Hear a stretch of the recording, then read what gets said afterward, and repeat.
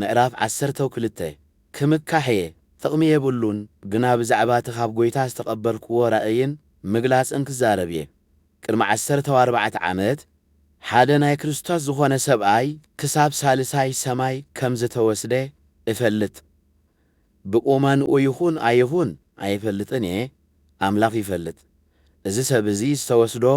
ብቁመንኡ ይኹን ኣይኹን ኣይፈልጥን ኣምላኽ ይፈልጥ እዚ ሰብ እዚ ናብ ገነት ተወስደ ኣብኡ ኸኣ ኪንገር ዘይከኣል ሰብ ኪዛረቦ ዘይተፈቕደሉ ነገር ከም ዝሰምዐ እፈልጥ በዚ ሰብ እዚ ክምካሕየ ብዛዕባ ገዛእ ርእሰይ ግና ብድኻመይ እንተዘይኮይኑ ኣይምካሕን እየ ሓቂ ስለ ዝዛረብ ከኣ ክምካሕ እንተዝደልስ ኣይመዓሸኹን ሕጂ ግና ሓደ እኳ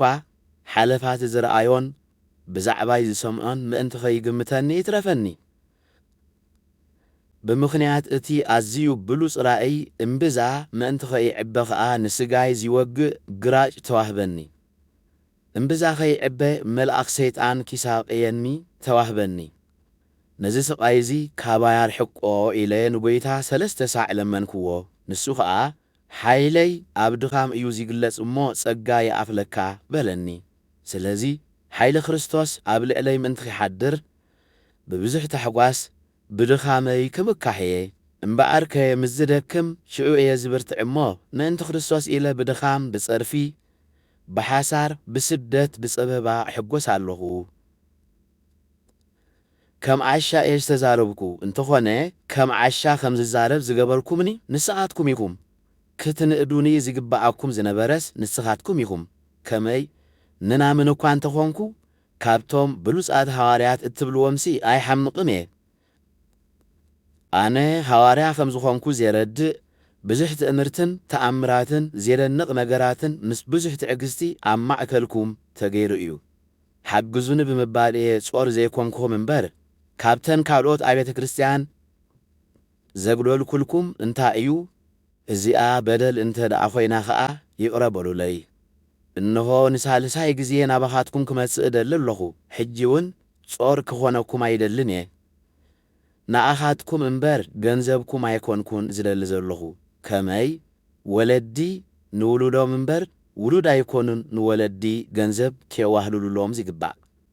ኣነ ኣብ ክንዳኹም ዘሎኒ ኩሉ ሕይወተይ እውን ከይተረፈ ኣሕሊፈ ክህብ ሕጉስ እየ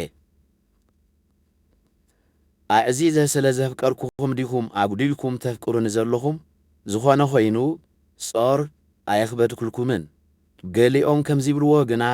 ጐራሕ ስለ ዝኾንኩ ተጣቢበ እየ ዝሓስኩኹም በቶም ዝለኣኽክዎም ገይረዶ ገለ ተበሊጸልኩም እየ ንቲቶ ናባኻትኩም ኪኸይድ ለሚነየ ነይረ ምስኡን ሓደ ሓው ሰዲደ ነይረ ቲቶ ድኾን ተበሊጹልኩም ኮይኑ ኣነን ንሱን ብሓደ መንፈስን ብሓደ መገድን ዶ ኣይኮናን እንዓዪ እዚ ኩሉ ዝዛረቦ ዘሎ ንርእሱ ኺከላኸል ኢሉ እዩ እናበልኩም ተሓስቡ ኣለኹም ኣቱም ፍቁራተይ ከምኡ ይኮነን እኳ ደኣ ከም ፍቓር ክርስቶስ ኣብ ቅድሚ ኣምላኽ ኢና እንዛረብ ዘሎና እዚ ኩሉ ኸኣ ንስኻትኩም ምእንቲ ክትህነጹ እዩ ክመጽእ ከለኹ ከምቲ ኣነ ዘይደልዮ ኾንኩም ከይረኽበኩም ንኣይ እውን ከምቲ ንስኻትኩም ዘይትደልይዎ ኾይነ ከይትረኽቡኒ ምናልባሽ እውን ባእሲ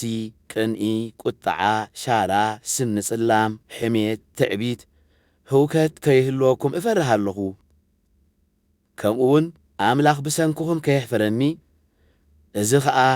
እቶም ቀደም ሓጢኣት ዝገብሩ ዝነበሩ ካብቲ ዝገብርዎ ዝነበሩ ርክሰትን ምንዝርናን ዕብዳንን ብፍሓት ከይተነስዮ ከይጸንሑ እሞ ከየጉሂ እፍርህ ኣለኹ